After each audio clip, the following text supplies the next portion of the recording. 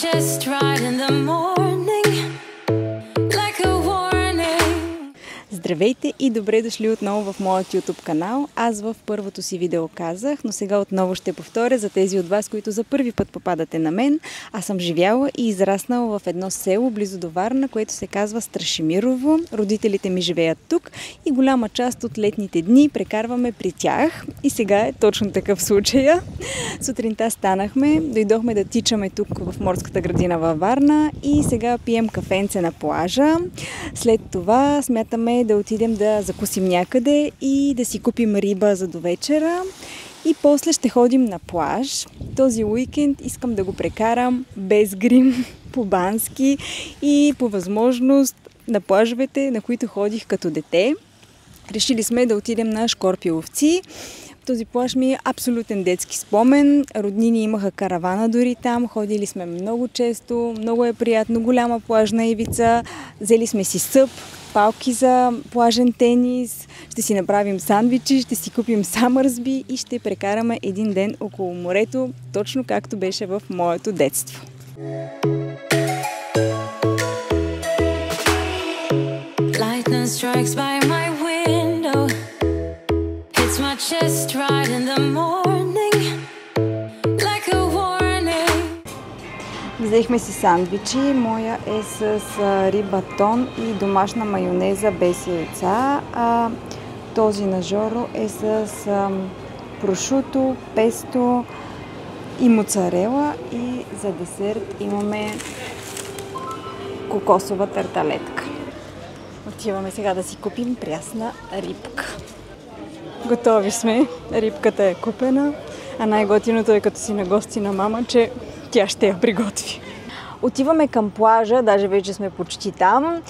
Шкорпиловци е на около 40-45 км от Варна. Носим си храна. Ако искате, може и да не си взимате, защото в населените места преди плажът има, разбира се, магазини, от които може да си купите разни неща. Има сергии с плодове, зеленчуци, които ги продават местните хора. Продукция от техните градини. Тук сме яли едни от най-вкусните сини сливи. Една баба ги продаваше пред вратичката на къщата си. Уникални. Сега не им е сезона, но следващия път ще се оглеждам и ако открия бабата да е жива и здрава, пак ще си купя от нея. На плажа също има заведения. До миналата година имаше само едно по-луксозно заведение и това е бич барът Сими Бич. Той така е с обособена част с шезлонги, шатри.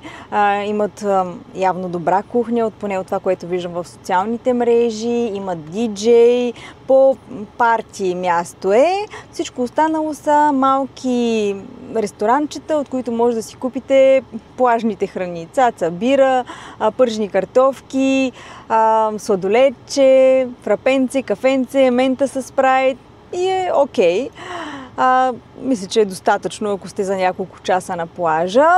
Има обособени паркинги. Миналата година беше по 5 лева на ден. Сега ще видим, може и тук да има увеличение. Но по принцип има и доста свободни места, на които може да паркирате. По мое време това беше просто една огромна плажна ивица, на която имаше едно или две, то даже не са караванки, а по-скоро дървени сглобки места, на които продаваха цаца и бира. Беше пълно с деца, свободна зона навсякъде, но определено стана доста популярен плажа през последните години и само се надявам да го пазят, за да може да бъде винаги такъв, какъвто беше в детските ми години, което най-вероятно няма да се случи. Знаем, в България нещо стане ли популярно, бързо му се разваля чара. Тук сме вече и искам да видите колко е голяма ивицата. Сега ще ви завъртя и в другата посока. Това там е нашето малко катунче. Толкова е празно, просто защото все още е началото на юни месец. Аз живи и здрави ще ви доведа отново юли и август и ще видите за колко много хора говоря в пиковия сезон. Чакайте да обърна камерата и да ви кажа още нещо. Пропуснах преди малко да спомена, че тук има и малки хотелчета, както и бунгала, на които може да се настаните. В гората има и къмпинг, на който може да дойдете с ваша лична каравана, кемпер, бус, разбира се, се заплаща. Иначе съп днес няма да може да караме, има много вълни. Надявам се да ни остане време и през следващите 2 дни да дойдем и да е по-спокойно морето. Вчера си взехме ракети за плажен тенис от Декатлон. Пробвахме ги вече, лекички са, удобно се играе с тях. Ако не сте професионалисти, а като нас любители и си търсите развлечение на плажа, мисля, че тези биха свършили чудесна работа. Това са единствените ми 2 покупки от последното ни пътуване до Истанбул. Щипка за коса. Тези цветенца няма как да не ги знаете и да не сте ги виждали. Те са супер популярни. В Турция са стотинки. Мисля, че 1,50 лв. беше. Купих 2. Една за сестра ми с оранжево и една за мен с жълто. И ето този балсам за устни на Golden Rose. Има лек цвят. Аз ще ви го покажа. Ето, изобщо не е толкова червено, колкото изглежда. Много нежно стои върху устните и моят е в цвят ето този. Could have slept here for days. I felt your heartbeat, felt your mouth breathe, but it's not real. We were close to see the sun. Ето ни го, скромният плажен обяд. В детските ми години майка ми беше значително по-старателна от мен. Правеше сандвичи, опаковани в салфетки и в ето такива турбички, да не капе, да не се цапаме. Аз малко съм попретупала нещата, но съм сигурна, че пак ще ни бъде много вкусно.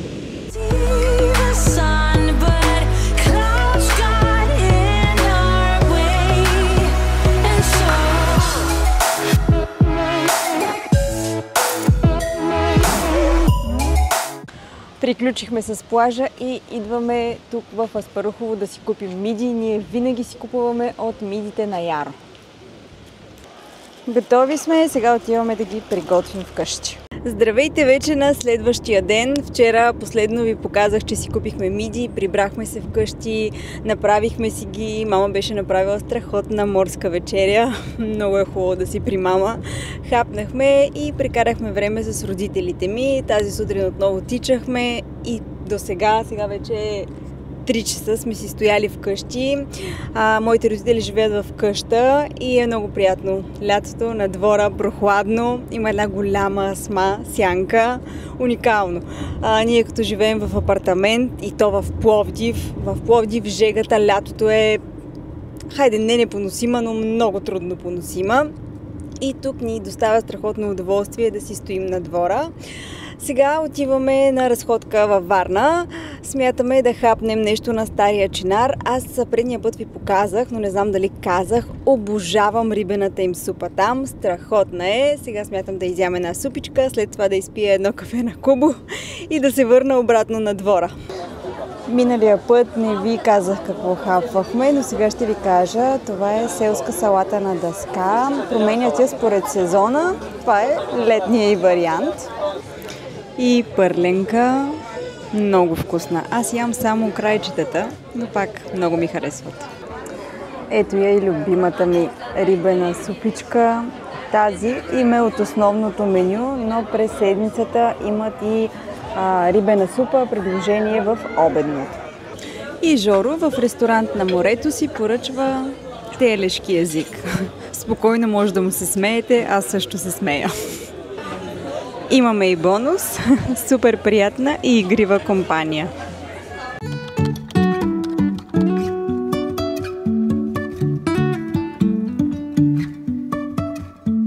Life is a winding road, no telling where it goes. Driving through days and nights, won't stop for traffic lights. And I really wanna know if I'll ever figure out where the road goes. Even if I'm falling down, I will keep on searching for my highs.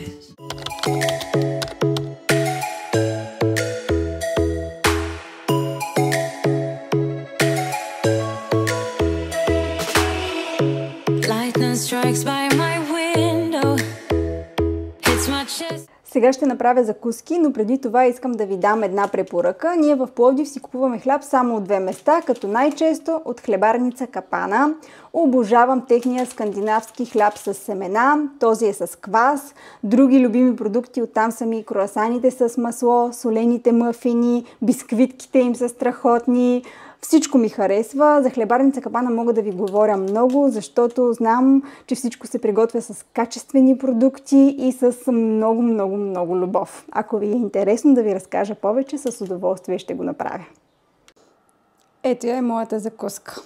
Много обичам крайчетата на хляба.